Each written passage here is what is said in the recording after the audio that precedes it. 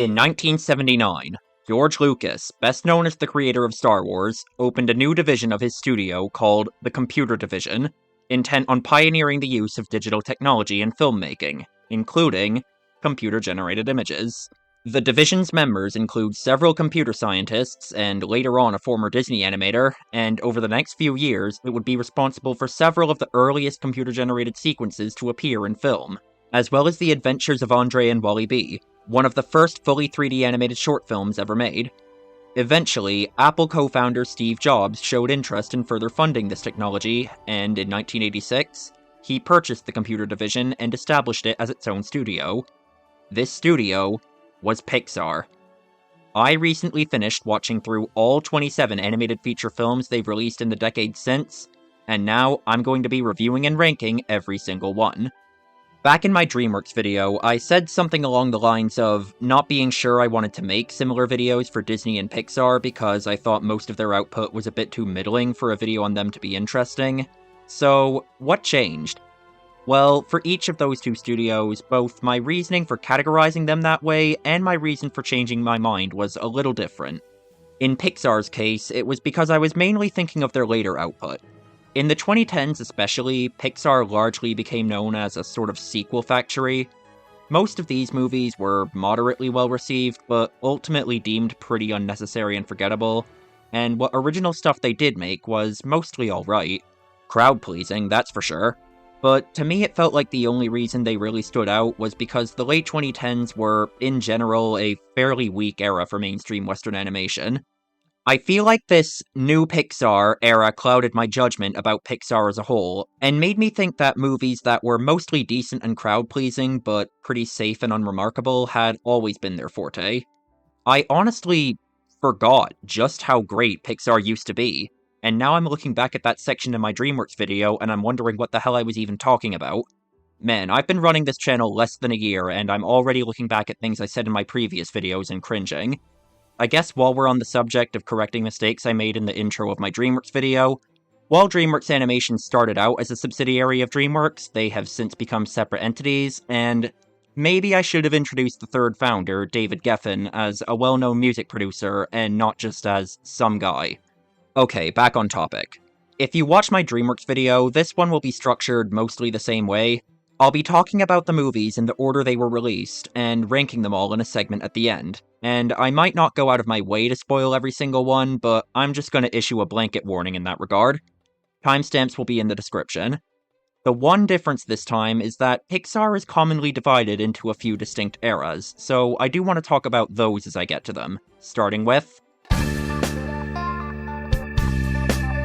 I don't think any studio, animation or otherwise, has ever been on a roll in quite the same way Pixar was for the first 15 or so years after releasing the original Toy Story. During this time, they released 11 theatrical films, and forget all of them being critical and financial successes at the time they came out, nearly all of them are, still today, considered to be among the best animated films of all time. Now, when talking about Pixar's original run, I do feel like it's kind of easy to lump them all into one amorphous blob of course it's good, it's Pixar, so I am going to do my best to convey what I like about each of them on an individual basis. That being said, let's finally get into the movies themselves. It's easy to give the original Toy Story all the credit it could ever need for how much of an achievement it was, being the first feature-length fully 3D animated film ever, because it really is that commendable. Honestly, aside from the dog, I don't think the animation even looks that dated. If I knew nothing about this movie, I could easily believe that it came out far later than being literally the first movie to ever use this technique on this level. However, I do feel like focusing solely on that can be a little bit discrediting towards this movie, because if that were the only thing it had going for it, I highly doubt it would remain a beloved classic to this day. I mean, The Birth of a Nation also pioneered a bunch of filmmaking techniques, and people don't tend to look back on that one too fondly.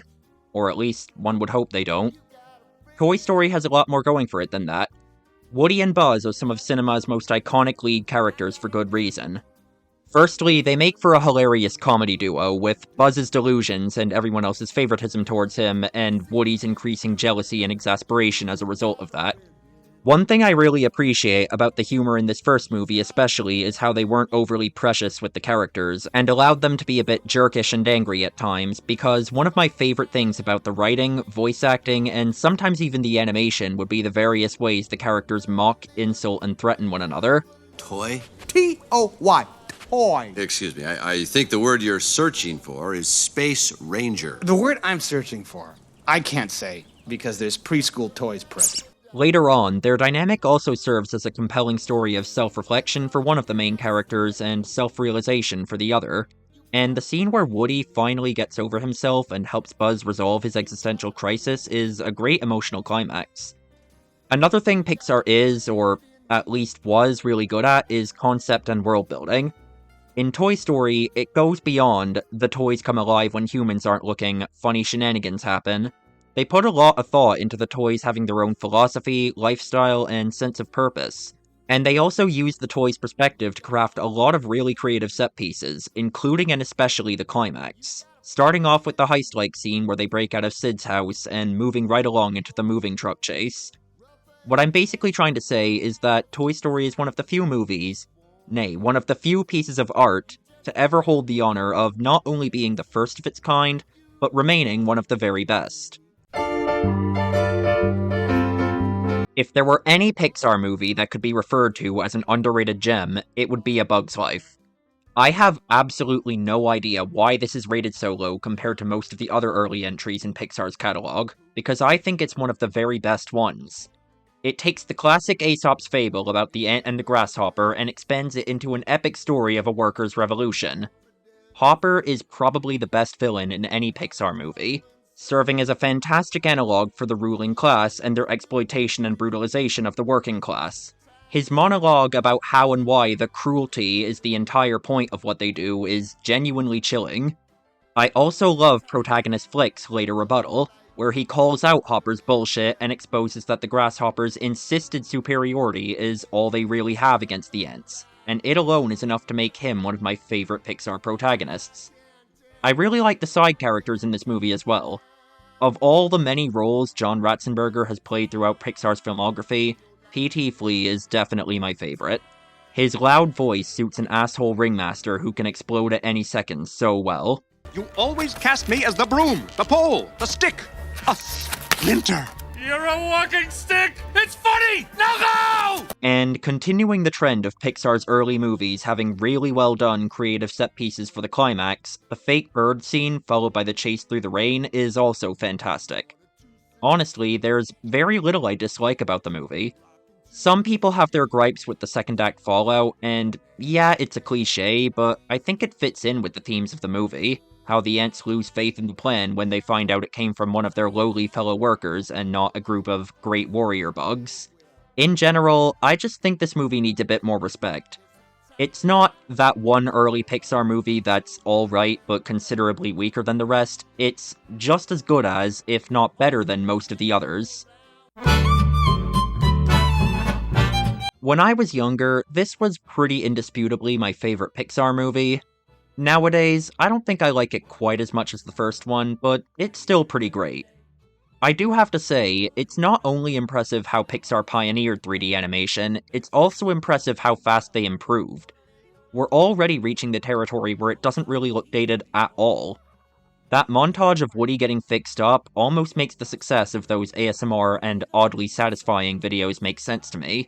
Anyway, in a series where toys are sentient and their personal sense of purpose is heavily tied to their relationship with children, it was pretty inevitable that they would explore what happens when a child grows up and moves on from their childhood toys. And this movie tells an interesting story about the idea. Jesse's backstory is easily one of the saddest scenes in any Pixar movie. And I like the sentiment that it ends on, basically saying, even though friendships usually don't last forever, that doesn't mean you shouldn't have friends. Probably the main reason I'm not as big on this one as I am on the first one is because I just don't find this one as funny. Some of the jokes in this one actually fall kind of flat for me, something I definitely wouldn't say about the first movie. One of the most direct comparisons would be the Star Wars reference they make in each movie. In the first one, the reference is somewhat subtle and at the service of a joke, while in this one, it's very overt, and the mere fact that they're referencing Star Wars is the joke in and of itself. The best joke in the movie is largely a retread of the main joke from the first movie, except this time it's Buzz and the supporting cast dealing with a delusional Buzz instead of Woody dealing with a delusional Buzz. I do also have some mixed thoughts on the twist villain. He's not the most egregious example of it, but he does still have some of the negative traits I commonly associate with bad twist villains, particularly the ones Disney would later become infamous for. Mainly in how he acts like a totally different, completely unsympathetic character after the reveal.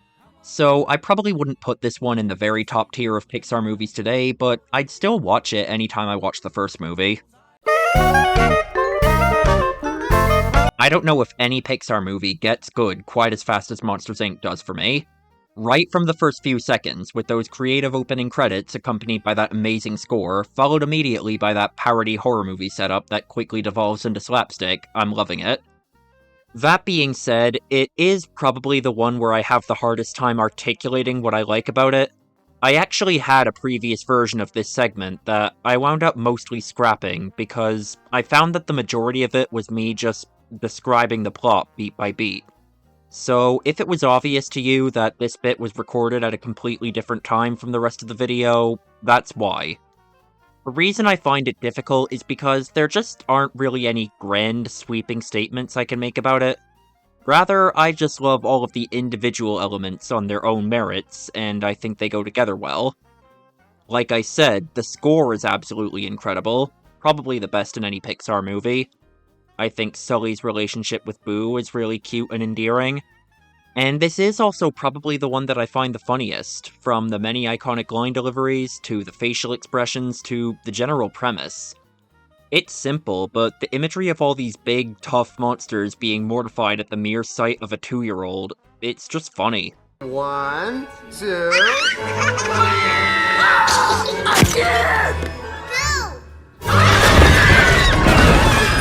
This was also the last Pixar movie to have the fake bloopers in the end credits, a tradition that I honestly really miss. Then there's the climax. Of all the really creative climactic set pieces from the early Pixar movies, the door warehouse scene in this movie has to be my very favorite. The location, as well as the rules they set up with these door portals, gives them so much opportunity to play around with physics and perspective. I don't think I could justify ranking this movie on the very top, but it's definitely pretty far up there. And I should also mention, of the movies I would currently put in my top tier of Pixar, this is definitely the one that's been there the longest. The other movies I would rank there all had to grow on me a bit first, but I've always loved Monsters, Inc. This was the first movie that Pixar won the Best Animated Feature award for at the Oscars, back when the category actually had some variety, before the Pixar favoritism got so out of hand that there was a point in time where they had won the award more years than they hadn't, even including years where they didn't release anything. I wouldn't quite put this in my top tier, but it's still a pretty great one to win for. It's the simple, effective story of an overprotective, stick-in-the-mud father going against his cautious nature and setting out on a perilous adventure to get his missing son back. I like Marlin's journey and his arc about learning not to underestimate people. Clearly the characters in the movie do as well. My favorite scene in the movie has to be the one where his fellow oceanic creatures are so captivated by his story that it spreads all the way to Nemo. I like Nemo's bond with his fellow captive, Gil. The supporting cast, both the companions and the incidental characters they encounter, are mostly quite funny and memorable. Probably the main point of contention for me with this movie would have to be the pacing, especially in the later parts. Marlin and Dory have like 3 or 4 different low points, there are 2 different fake-out deaths for the same character. Near the end there's a pretty elongated sequence where all the main characters keep just barely missing each other. At some point I do start to think, okay, get on with it. It's less of an issue once you're more used to the pacing, though. Another Pixar hit, though this one I would say is more of a regular home run than an out of the park. If I'm honest, I've never been quite as crazy about The Incredibles as a lot of other people seem to be. At its core, I've always found it to be a very conventional family drama about a middle-aged dad having a midlife crisis and doing something reckless, and the fact that they're also superheroes has always felt like a bit of a gimmick to me. It is good enough at being that, and the movie does show some self-awareness about how conventional certain aspects of its story are. Particularly with its villain, Syndrome, who is overall one of the better parts of this movie. And when I unleash it, I'll get... You sly dog! You got me monologuing! I can't believe it! And they use the various superpowers and technologies in pretty interesting ways during the action scenes. I think another reason why I'm not as huge on this movie as everyone else is that I've always found the world building of this movie kind of difficult to buy. If the superheroes were mainly using their powers to stop petty blue-collar crime, I could see how the public would turn against them. But in this world where supervillains with city-leveling technology are seemingly a pretty frequent and regular occurrence, it's a bit of a difficult sell for me. Still, the streak continues. While The Incredibles may be Pixar's weakest so far in my opinion, there still hasn't been one that isn't good. Alright, so when I said the eras of Pixar were distinct, I was exaggerating a little bit. It is generally agreed that at some point, something changed at Pixar, and that change eventually began to affect their output. It's also generally agreed that the cause of this change was Pixar getting bought out by Disney, which happened early in 2006. What's less agreed upon is exactly when the effects of this change started to be reflected in the quality of their movies. You have the original Toy Story through The Incredibles as the movies that are indisputably considered to be part of old Pixar. Then there's Cars 2 onwards as the movies that are indisputably considered to be part of new Pixar. And then there's these 5 movies in the middle where things are a little less clear. Some people put each of these movies into one of the 2 eras and arbitrarily place the divide wherever they feel like it should go, with similar logic to the people who make those generational divide memes. I agree that there was a good era and a bad era, just so long as everything I like is included within the good era. Others consider this transitionary period to be an era of its own, which is what I've done in this video for simplicity's sake. Even then, the places I've put the divides are still a little arbitrary. I've definitely seen people who agree that this transitionary period exists, but set the divides differently. So to explain my reasoning, Cars was the first movie to come out after the Disney purchase, and Toy Story 3 is usually the furthest people are willing to include within old Pixar. I haven't seen many people try to include Cars 2, or Brave, or Monsters University. It should be said, one of the reasons why it's debatable whether this transitionary period really counts as its own era is because most of the movies that came out during this time are still pretty universally well received, so you might as well throw them in with old Pixar. The next one is kind of an exception. For me personally, Pixar's streak was broken with Cars. It's not an awful movie, it's just really mid compared to everything that came before, and even a lot of what came since. I've mentioned already that one of the biggest strengths of early Pixar was concept and world building. Even in The Incredibles, where I thought it was kind of flawed, there was still an idea there. Cars really doesn't have that going for it. The fact that they're cars doesn't really affect the story or mean anything to the characters. It's just a very, very conventional sports movie that easily could have been about humans racing cars instead of cars racing themselves. Lightning McQueen is a pretty typical arrogant young hotshot, except he's a car. Doc Hudson is a pretty typical disgraced ex-star mentor, complete with being forced out of the game due to injury, except he's a car. All of the humor is just the characters being a bunch of human stereotypes, except they're a car that's commonly associated with that stereotype. The hippie one is a VW van, the Italian one is a Fiat 500, the old lady one is a Ford T-Series, the hard-ass ex-military one is a military Jeep. They didn't even try to be clever with that one. Easily the worst for this is Mater. His whole character is just Larry the Cable Guy doing his usual bit, except he's a truck. The movie isn't excruciating, but the only thing that makes it stand out is the fact that it's one of the few movies from this first 15 years of Pixar's theatrical run that wasn't especially good. Okay, we had a brief hiccup with Cars, but now we're back to masterpieces. All things considered, Ratatouille might be the best movie that Pixar has ever made. Another fantastic premise, a talented rat controlling a human like a puppet in order to fulfill his dream of becoming a great chef, that they get so much comedic mileage out of. Also, Remy is another contender for being my favorite Pixar protagonist. I love the dynamics between his artistic-minded self and his more practical-minded friends and family. Remy sees food as something to be savored and enjoyed, while most of his fellow rats just see it as fuel. Remy sees the job in the kitchen as his big break, while Linguini, at least at first, only really cares about it because he needs the work. I mean, I'm not ambitious. I wasn't trying to cook. I was just trying to stay out of trouble. You're the one who was getting fancy with the spices. Remy sees the world as something to be worked on and improved, while his father just sees it as something to be survived and navigated within. That's actually another thing that I like about his character. He's semi-optimistic, but not completely naive. He accepts that the human world, as it is right now, is not very welcoming to the idea of a rat being a chef. Most would either find the idea ridiculous or disgusting. He just doesn't believe that things have to stay that way forever. It's also great to see a movie showcasing a craft in a way that feels authentic. Some of the best scenes in the movie are the scene where Remy is just scurrying around the kitchen and restaurant during the dinner rush, and the scene where Colette is teaching Linguini about working in a kitchen. I'll make this easy to remember. Keep your station clear, or I will kill you!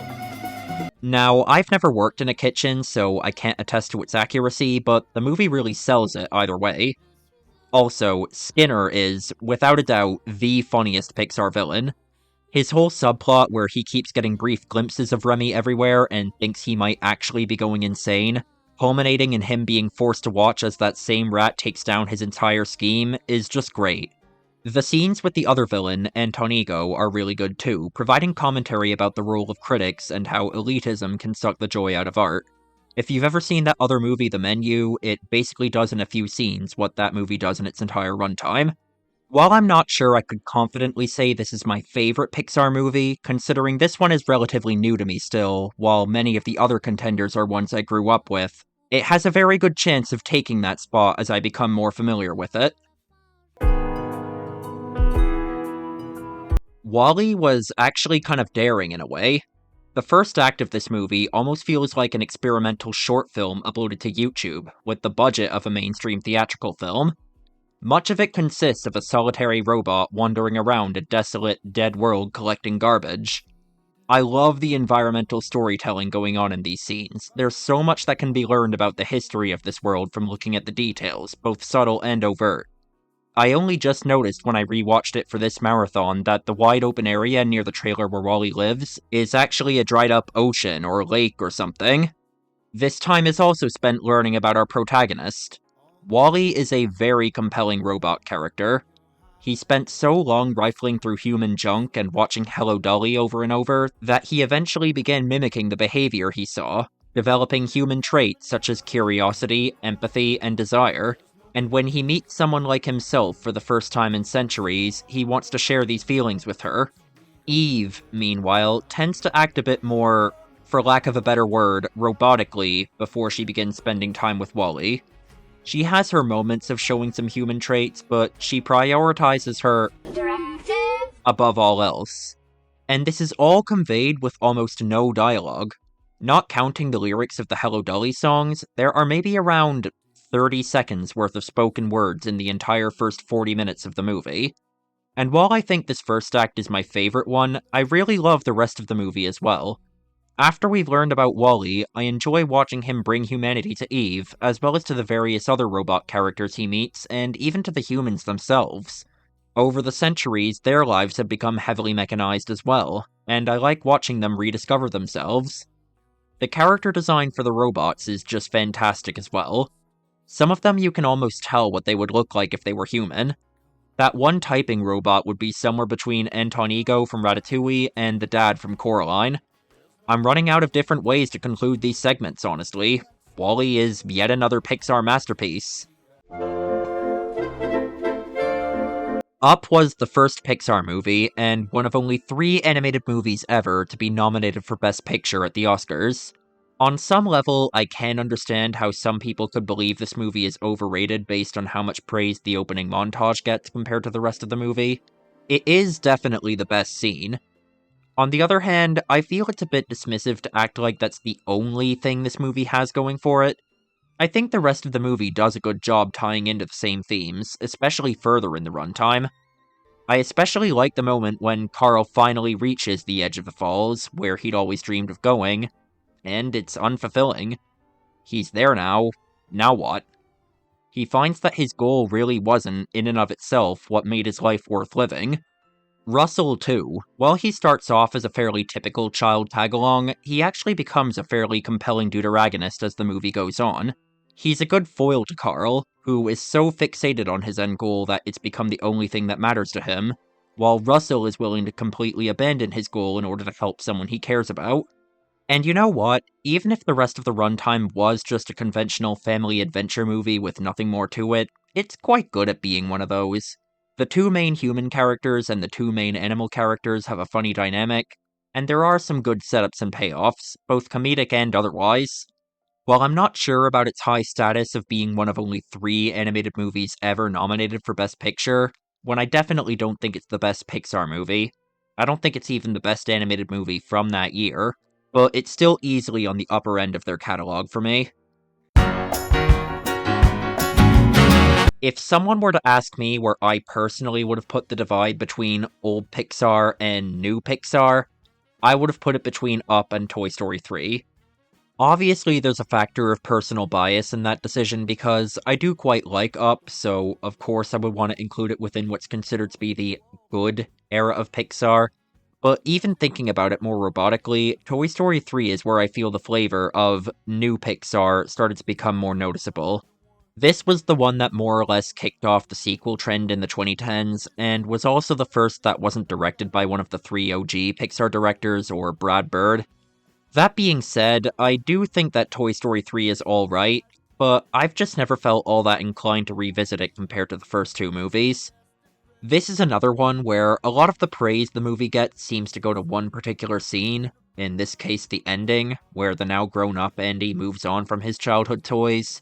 To me, however, that ending has always served a lot more as an epilogue to the first 2 movies. It's only very loosely connected to the events of this third one. The vast majority of the movie is actually this prison break-like story, where the cast have to escape a daycare being run by an evil teddy bear. It has its moments, I guess, but overall I just don't find it nearly as memorable as the similar set piece from the first movie. Most of the supporting cast don't really have a whole lot to do anymore. They recycle the same joke with Buzz again, where the villains do a factory reset on him and he thinks he's a space ranger again. In fact, they do it for a 4th time within this same movie, when the main cast do another factory reset on him and now he thinks he's a Spanish space ranger. And then it ends effectively the same way as the second movie, a dance party with a variation of You've Got a Friend in Me playing. This is the only other Pixar movie to get a Best Picture nomination, and even with 2010 being a considerably weaker year for animated film than 2009, I still don't think this was even the best animated film from that year. I mainly see it as a retroactive nomination for the first 2 movies. I really was not exaggerating earlier when I said that Pixar kind of became a sequel factory in the 2010s. Of the 10 movies they released from 1995 to 2009, only one of them was a sequel. Then, of the 11 movies they released from 2010 to 2019, only 4 of them weren't sequels. Obviously, sequels aren't inherently bad, or worse than the original, but they can often feel redundant, or like they're made purely out of obligation. And most of the Pixar sequels from this era fall into that category. I just talked about Toy Story 3, and I'm just gonna say it right away, that one is probably the very best of this trend. And even that I wasn't huge on. I guess now we'll just have to see whether my previous feelings about Pixar as a studio were justified by their output in this time period. I do not know what happened here. Was there an unusual amount of radiation in Emeryville in the years leading up to this movie, or something? Pixar had seemed unstoppable up to this point. Even the very weakest movies they had made before this one were fine. But Cars 2 is straight up awful. I don't know what the thought process was behind taking what was, at the time, easily their weakest movie, taking the most annoying character from that movie, and making, effectively a spin-off all about him in a completely different genre, and releasing that as a direct sequel. It is fascinatingly bizarre, though, and that's basically the only thing that makes the experience of watching it semi-tolerable. Cars was already the Pixar movie that had the hardest time justifying its own premise, but you know what? Even if the story would still work with human characters, the idea of having the characters in a movie about a big race be a bunch of anthropomorphic cars at least kind of makes sense. This one is this James Bond-esque spy mystery thing, where the plot is based around this weird car racism and a conspiracy to monopolize the oil industry. I guess in this world, some cars are just inherently inferior, and it's perfectly okay to designate them as such. I mean, it's never called out as wrong within the movie, and all of these inferior cars that appear are just evil, so I have to assume it's okay. I know in real life, some types of cars were just poorly made and didn't work that well, but when you extend that to a world of sapient cars and portray it as perfectly okay to treat them as inferior, that becomes really weird.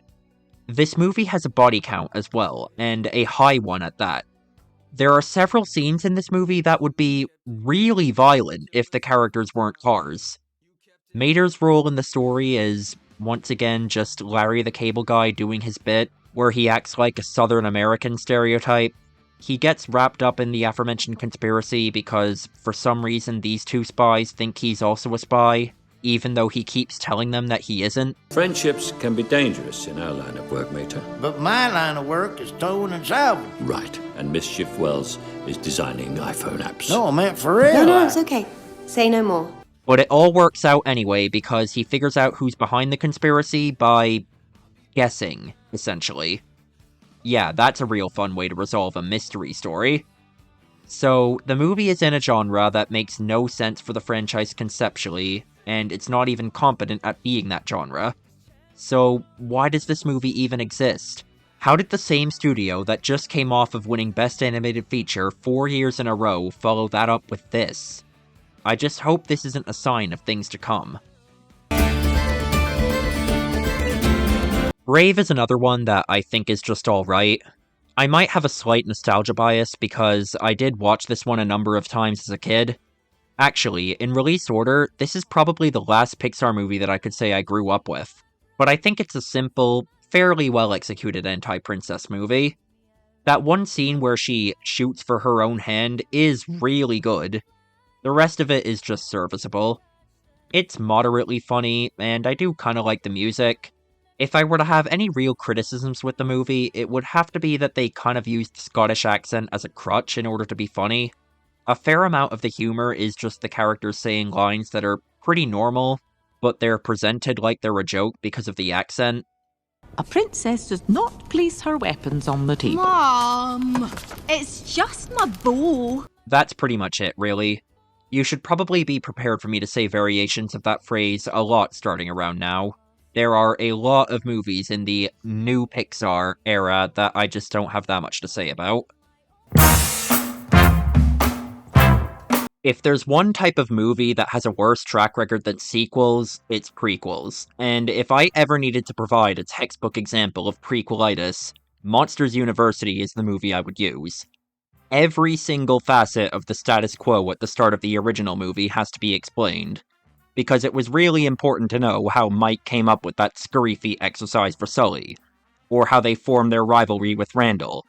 Wow, it turns out it was because Sully showed him up, just like he kept doing in the original movie. Whoever could have inferred that? Or how about how Mike and Sully established their brains and brawn dynamic? To be utterly fair, that scene is probably the best one in the movie, but at its core, all it's really doing is explaining a very basic and common character trope. It doesn't stop with the writing either. They play Mike's iconic scream from the original movie at a point where it doesn't make any sense. They play the score from the original movie at a point where it doesn't make any sense. Every random piece of iconography has to be there, whether or not it fits the story of this movie at all. How about how they started working at Monsters, Inc.? This setup, or rather lack thereof, doesn't even make any sense. They both take the college course to become scarers, but then they both flunk out, and then they both get expelled, but then in the epilogue it's shown that they just got the job anyway. I guess they started at a low-down, minimum wage position and rose through the ranks of the company by being such good workers. This movie promotes that corporate myth. Then there's the whole scare games thing. I get pretty much nothing out of this. I've never understood the whole fraternity thing at American colleges, nor have I ever especially cared to understand. And none of the supporting cast are memorable at all. It's not quite on the level of Cars 2, but it's another really unnecessary follow-up. Inside Out is on the higher end of the films that came out during the new Pixar era. It's almost a kind of weird hybrid between old Pixar and new Pixar. Because it actually does have a pretty good premise and some ideas for what to do with it. I just don't think it fully comes together. The concept of personifying someone's emotions is a good one.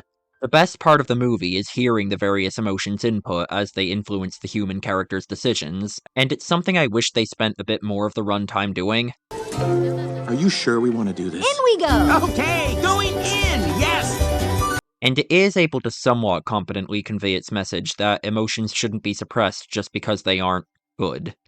The main place where it kind of falters for me would have to be the logic. A lot of the conflict in this movie seems to be caused by things just going wrong completely arbitrarily. Like joy and sadness accidentally getting sucked up the pipe, but then when fear tries to do the same thing later on, it spits him back because emotions can't quit. Or when they're prevented from getting back because one of the personality islands falls and destroys the train of thought.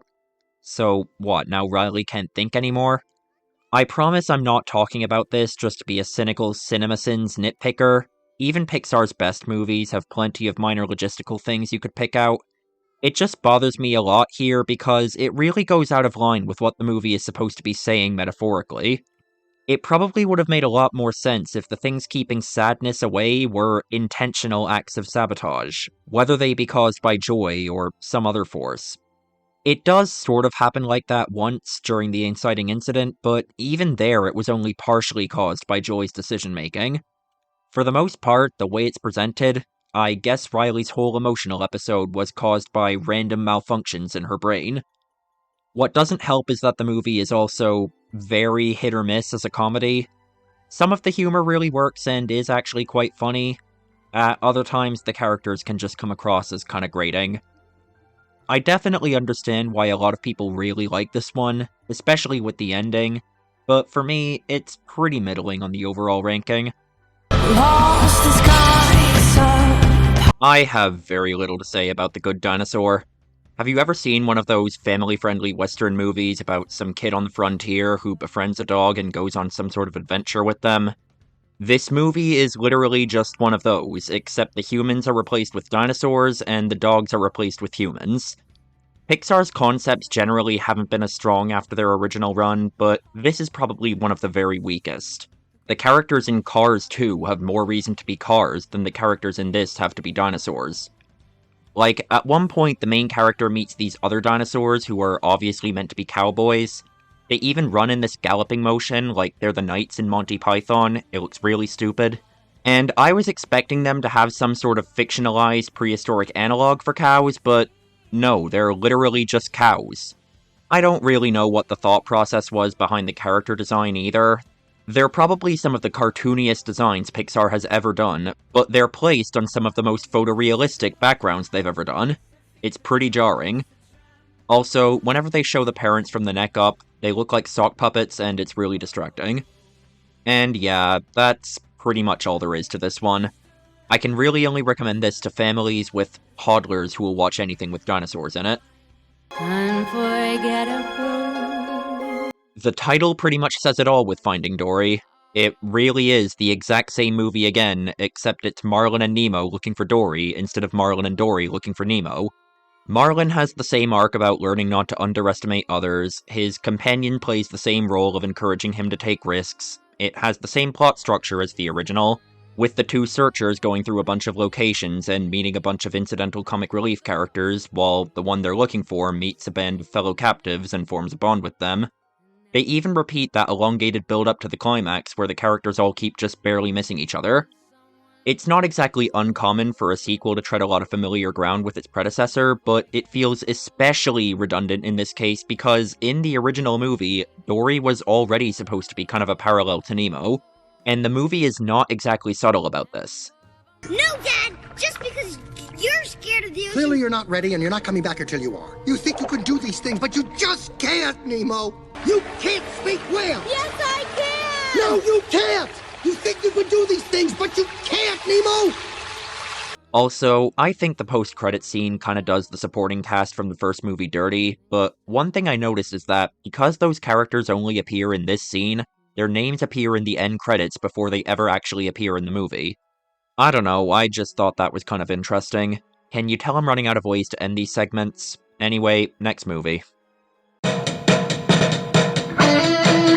There isn't even a question about it. Cars 3 is easily the best movie of the Cars franchise. In fact, it's probably about as good as you could ever hope to make a movie using this property. This one is the true follow-up to the first movie. As far as I'm aware, 2 is pretty much ignored completely. Doc Hudson was easily the best part of that original movie, so making a sequel all about his legacy, and putting Lightning McQueen in the same position that he was in the first movie, was a good direction to go.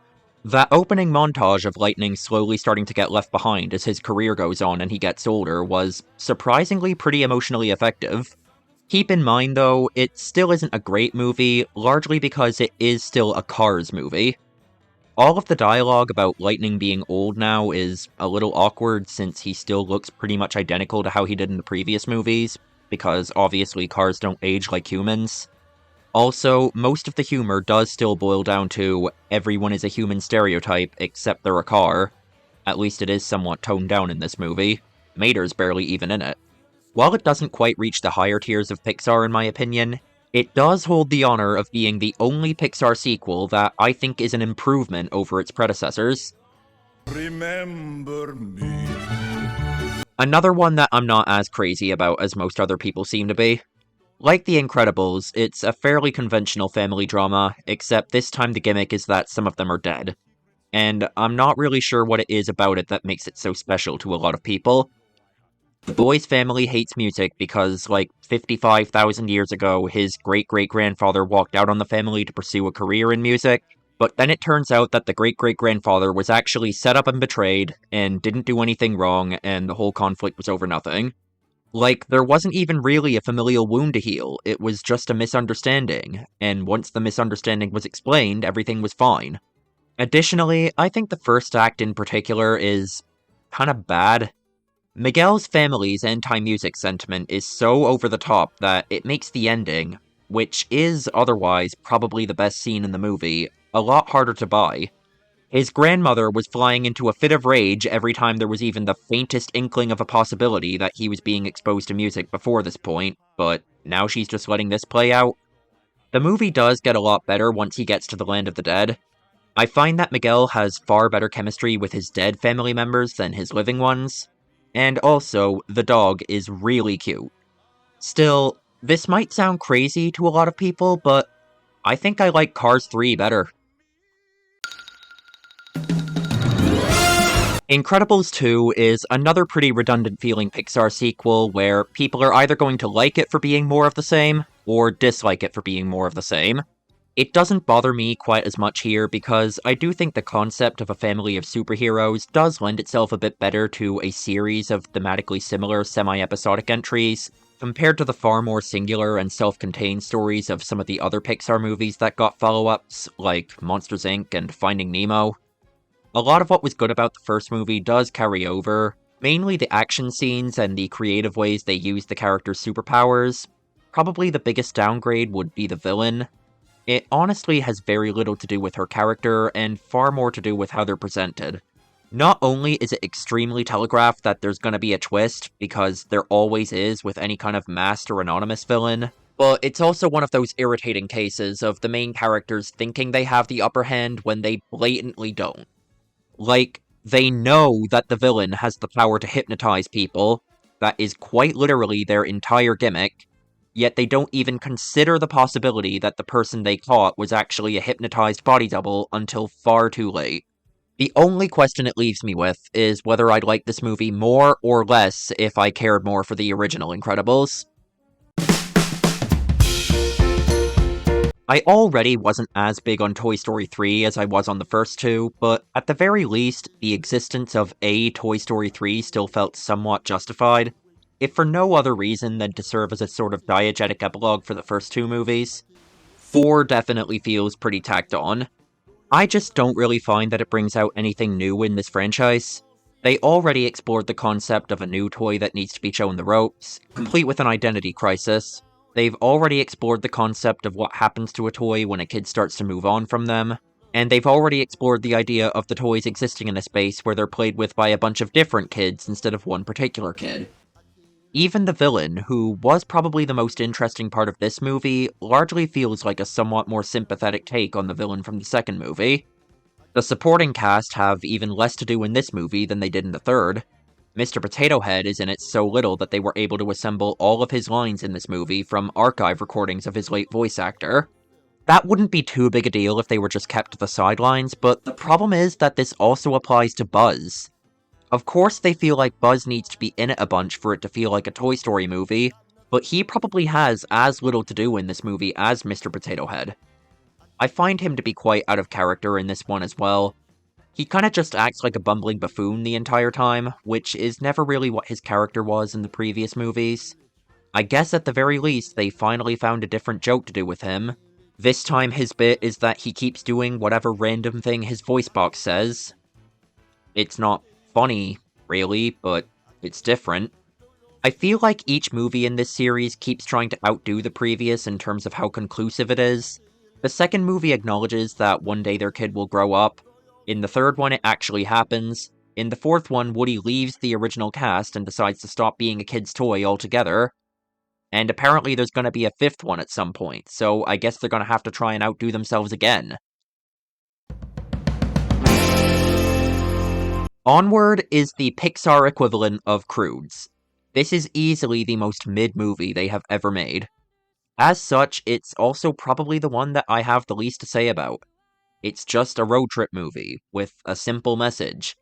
At first, the elf kid is embarrassed by his older brother, but then he realizes that his brother was always there for him where it mattered. It has a nice ending, at least.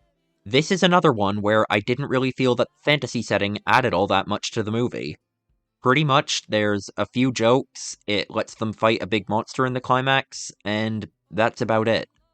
What started as an issue mostly unique to Cars is now becoming a frequently recurring issue with these Pixar movies. It seems like they just want to make movies about human characters, but feel obligated to throw in some fantasy element because that's on the Pixar checklist. Just pretend I put some well-written concluding sentence here. I have no strong feelings about so many of these later movies, and I'm kinda done with coming up with ways to convey that sentiment. Say it's alright. When I rewatched Soul for this video, I was kinda shocked. I did remember liking it more than most of Pixar's newer movies, but not by that much. However, after finishing this marathon, I actually think it's pretty close to the top of my ranking. It does start a little slow, particularly the first scene in the You seminar I feel goes on for a bit long. I think it's when the two main characters are back on Earth and the body swap happens that the movie really starts to get good. 22 is a soul that's basically omniscient, but has never actually experienced life on Earth firsthand before. That's been put in some guy's body. Not only does that concept allow them to create a lot of great comedic scenarios, her self-discovery and realization that, even though she knows everything there is to know about life, actually living it is completely different is genuinely compelling. Joe might also be one of the Pixar protagonists I personally relate to the most. I do feel a bit weird calling myself an aspiring artist right now, but YouTube videos are technically a means of self-expression via creativity, even the dumb ones I make, so I suppose I kind of count. Either way, I sympathize with his plight, especially near the end of the movie, when he realizes the feeling he was chasing the whole time is never really gonna happen. So he achieves his dream. Once the initial excitement has passed, now that he's there, it still just feels like, as he put it earlier in the movie, regular old living. Not that my channel is doing absolutely incredible right now, but when I first started doing YouTube, semi-regularly making long-form videos that I'm semi-satisfied with the quality of, and pretty consistently getting a few hundred to a few thousand views a video would have seemed crazy to me. Now that I'm at that point, it all just feels pretty normal.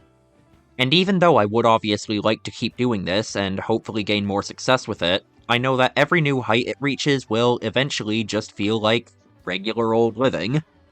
And that's fine. Because as nice as status and achievement can be, they aren't really what makes life worth living. The regular old living is. And yeah, the montage that makes you cry is a bit of a Pete Docter cliche, but the one where Joe realizes that, even though he'd never achieved his dreams before that point, he'd still really loved being alive is probably the best he's ever done. Forget this easily being the best new Pixar movie. I think this one is considerably better than many of the movies from the old Pixar era. Luca is going for a somewhat different appeal than most of the other Pixar movies, new or old. There isn't really much of a plot, it's mainly just the two, and later three main characters hanging around in this 1950s Italian Riviera setting, and having a series of adventures and misadventures, with its ups and downs. It's not one I hugely subscribe to personally, but there's an appeal to these characters existing in a setting, movies. The closest thing there is to a through line in the plot is the titular character deciding which one of his friends he wants to stay with when they go their separate ways at the end of the summer, while the three of them prepare for this triathlon thing. The villain for this plotline has to be one of the shittest characters in any Pixar movie, including Cars 2. I don't even know what his deal is. It seems to be that he's a grown-ass man who enters competitions against little kids, and somehow that makes him a feared bully and not a subject of ridicule. The movie's mostly okay, aside from him, but not really something I'd write home about. Oh, also, these two are sea serpents, or something. It adds so little to the movie that I genuinely forgot about it while writing this segment. And just pretend I put some well-written concluding sentence here. Yeah, I'm repeating the same joke. I'm legitimately that drained of ideas for how to end these segments. I was kinda surprised by this one too. Not nearly to the same degree as Soul, but I do think Turning Red is pretty good. I would put it in a subclass of movies like The Hudsucker Proxy or Juno, where they have a very unusual tone, and you do really have to be with it, otherwise the movie might annoy the crap out of you. I can definitely see how someone would be turned off by the opening scene, but I think it works for the story this movie is telling. It's got an impulsive, hyperactive tone, because the movie's about a bunch of impulsive, hyperactive kids. And based off the decisions they make, the way they talk to each other, What's with her? What's with your face? And how things appear from their perspective, they're probably some of the most believable kids to appear in any Pixar movie. I mean, if they found out they had some supernatural ability, what kid wouldn't try to monetize it? I also do think that the generational family fallout plotline in this movie is better than the one in Coco, because this time it's actually caused by real conflicts that the various members of this family have with one another, which results in them having to make proper decisions about what to do going forward, and not by a contrived misunderstanding that could be explained away in an instant. I don't think this is a great movie. Unlike Soul, I probably would still rank it lower than most of the movies from Pixar's original run, but I do think it at least reaches the same ballpark as those older movies. Conceptually, this might be the strangest movie that Pixar has ever made. In that regard, it even gives Cars 2 a run for its money. The idea is that this whole thing is actually a movie within a movie. Supposedly, in the Toy Story universe, Andy went to go and see this in the cinema in 1995, and this is what made him want to get a Buzz Lightyear toy. For much of the movie, the plot is strangely complicated, with a lot of time travel rules, and the tone is kinda somber. It doesn't really seem like the kind of movie that a character like Buzz Lightyear would fit into at all. That hardly matters, though, because he barely even acts like the same character. The only moments where this version of Buzz feels even a little bit reminiscent of the more familiar version of Buzz are when he's simply quoting one of his iconic lines from the Toy Story movies. My ship! My ship! Be quiet! This way! What makes you so sure? I'm Buzz Lightyear. I'm always sure. Captain Lightyear! You need my help? Negative! Are you sure? I'm Buzz Lightyear! I'm always sure! Probably the strangest choice in this movie was what they did with Zurg. If there's anything that the average person who's seen the Toy Story movies knows about Zurg, it's his catchphrase, "So, we meet again, Buzz Lightyear, for the last time." Not today, Zurg. And that he's Buzz's father, because he's a parody of Darth Vader. In Lightyear, for some reason they retcon all of this. Instead, he's an older Buzz from an alternate future, and this movie is their very first meeting. So, even though Zurg is a much less defined and iconic character than Buzz, somehow this movie's version of him feels even less reminiscent of the original character than this movie's version of Buzz. Once all of the weird conceptual stuff is brushed aside, however, what this movie is at its core isn't anything interesting. It's a pretty generic story about a top-level, I work alone sort of guy learning to collaborate with others. I was pretty indifferent about most of the characters. The only one that actively annoyed me was Taika Waititi's character. From what I've seen, he just doesn't seem to be very good in movies he didn't make himself. Lightyear isn't the worst thing I've ever seen, but nothing about it would have caught anyone's attention if it wasn't connected to an iconic character. I was originally pretty light on Elemental after watching it, but the more it sat with me, the more I've questioned, what did I even like about it? And the answer is, not much. The conversation surrounding this movie's release is honestly a lot more interesting than the movie itself, between the divisive reception and the utterly bizarre Claude marketing stunt. This is yet another modern Pixar movie where the fantasy element really doesn't add a whole lot. In fact, in this case, it actually probably takes away from the movie. It easily has my least favorite character design that has come out of this studio, and I really don't know what the point of making a fantasy analog for race relations is when you pretty heavily code most of the main characters as a particular ethnicity anyway. Beyond that, it's just a really generic rom-com. It hits all of the beats, whether or not the movie bothers trying to justify them at all. Their second to third act fallout happens for pretty much no reason whatsoever, and it ends with a borderline parody-level fake-out death. They spend what feels like 5 whole minutes going, "No, this is sad, we're being serious, we're actually committing this time, he's really dead." And then guess what? He's fine. I don't want to be mean, but between this and The Good Dinosaur, I think Peter Sohn has solidified himself as my least favorite recurring Pixar director. I'm not going to make that same joke for a third time, but I am disappointed that in both of the videos like this I've done so far, we've ended off on a movie that I just didn't find all that interesting. Whatever, let's just move on to the ranking section. Okay, so if you watch my Dreamworks video, this section is going to work pretty much the same as it did there. Only difference is I've added a few extra tiers this time. Toy Story 1. Top tier. Next up is A Bug's Life. This one, I actually think I like more than Toy Story. It's probably going to end up being near the very top. I really love A Bug's Life, and I think it needs more respect. Toy Story 2. Not quite top tier, but still pretty high up. Monsters, Inc. I'm putting this in top tier. I do really love it. I'm not putting it quite on the very top because while of all the stuff in my top tier, it's probably the one that's been there the longest, I just have a really hard time, articulating exactly why I like it. Finding Nemo. Also not quite top tier, but pretty far up there. Incredibles. Not as crazy about this one as most other people seem to be. This one just goes in good tier. But it's good, I still like it. Cars. Pretty mediocre. Not a big fan. Ratatouille. Honestly, this one I think I'm putting on the very top. I said in the section of the video that I wasn't too sure about that, cause I have only seen this one a few times, while these ones I've seen them all 20 times each, if not more. But the more I'm thinking about it, the more I'm liking it. Ratatouille is really, really, really great. WALL-E, also amazing. I would put this one pretty similar to Monsters, Inc. I think I'd put it about there. Up, also great. I think it should go... I think I do put it at the bottom of great tier, but it's still great. Toy Story 3 is decent. I'm not huge on Toy Story 3 because, again, a lot of the praise does just seem to go to the ending, but the ending is barely connected to the rest of the movie. The rest of the movie is just alright, in my opinion. Cars 2 is awful. I don't know why this movie even exists.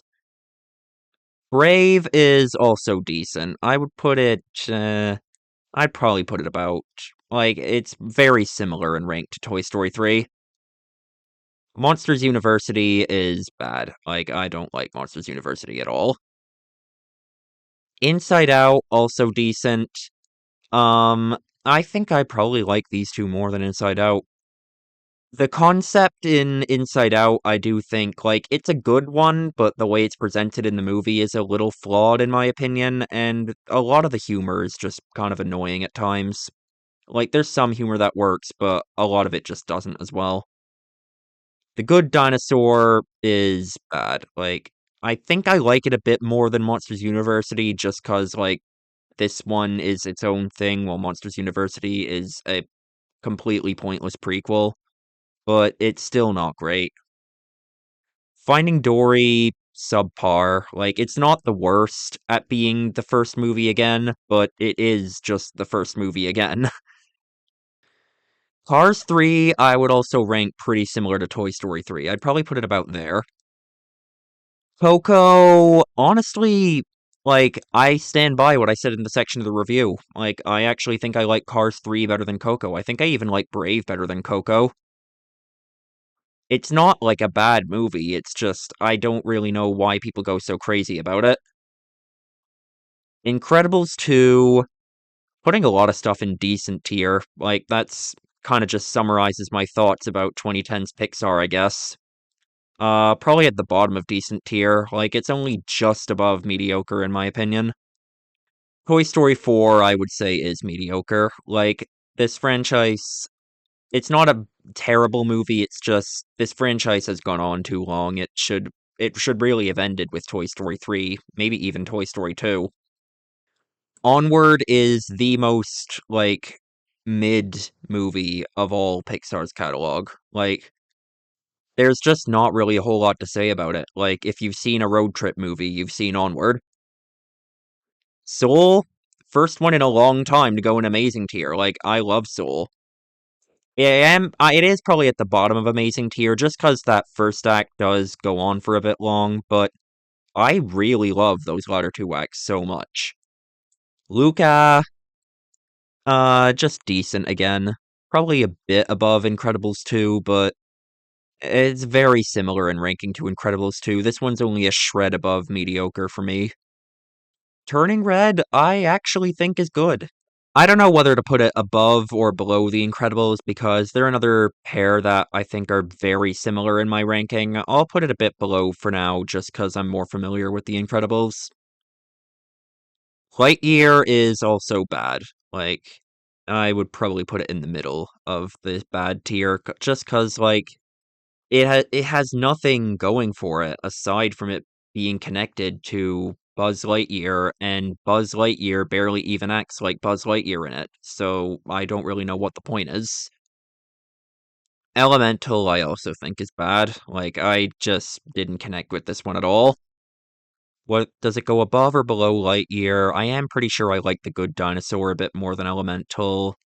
These two, I'd probably put it about here, just because I really don't like the character design in Elemental. And there we go, there's the Pixar ranking. Obviously a lot more top-heavy than the Dreamworks ranking, but there is also a lot more in the middle. The bottom is pretty empty, though, compared to Dreamworks, because, like, even Pixar at their worst were mostly fine. Like I did in my Dreamworks video, let's talk a bit about the future of the studio before ending off. Keeping in mind the several movies I couldn't even be bothered to come up with proper conclusions for my thoughts on them, I think it's pretty safe to say that my previous feelings about Pixar's more recent output were pretty accurate for me. So far, though, I am liking 2020's Pixar better than 2010's Pixar. At least they've had two good ones so far, when I thought their entire 2010's catalog was just decent at best. But they're still a far cry from how great they once were, especially considering their last two releases. As for the upcoming stuff, first of all, there's the very soon-to-be-released Inside Out 2. I wasn't huge on the first Inside Out, and this one does largely look to be more of the same. Maybe it'll surprise me, but that's the impression I get from the trailers. Next up, there's Elio. There's not a lot to go off for this one. It's an original IP, The director has been involved in several previous Pixar movies, but has never directed one on his own before, and the trailer doesn't really show a whole lot. We'll just have to see with this one. Finally, I mentioned earlier that there was going to be a Toy Story 5, which is now slated to be released in 2026. There's no real information out about it at this point, so all I can really base my expectations on is the Toy Story franchise as a whole. They've already ended the previous 2 movies, seemingly insisting that they would be the conclusion, and I guess now they're going to have to try and top that again. I am curious about the fact that Tom Hanks and Tim Allen are both listed in the cast, even though their characters separated, seemingly for good, at the end of the 4th movie, but I don't exactly have high expectations. As I said, the 4th movie already felt pretty tacked on. And that's it. I highly doubt Pixar are ever again gonna reach the level they were at in their early years, but they do still hold my interest. They still make a good movie every once in a while, and hopefully they'll continue to.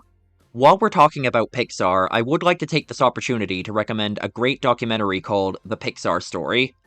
It's a really interesting and informative look at the story of the company's founding and the success they had in the early years of their theatrical run.